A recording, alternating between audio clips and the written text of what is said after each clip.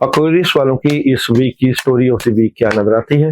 Aquarius वाले इस week में बहुत जबरदस्त एनर्जी के मालिक नजर आते हैं। आपकी फैमिली, आपकी रिलेशन, आपके काम बहुत जबरदस्त, लेकिन तबीयतन कुछ उदास।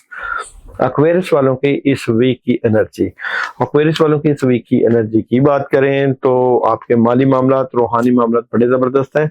मुश्किल से बेहतरी की तरफ आपका एक आगाज हो चुका है। एक्वेरियस वालों की इस वीक के जॉब, बिजनेस और कैरियर की बात करें तो जॉब, बिजनेस और कैरियर में थोड़ी सी प्रॉब्लम, नेगेटिविटी, लेकिन रूहानियत में आपको एक स्ट्रॉन्ग पोजीशन मिलेगी, परेशान ना होइएगा। मैरिज और रिलेशन बहुत जबरदस्त है आप लोगों का, लेकिन कोई डिसीजन आ रहा है।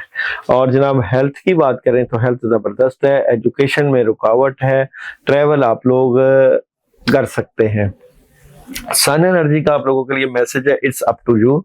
मून एनर्जी का आप लोगों के लिए मैसेज है,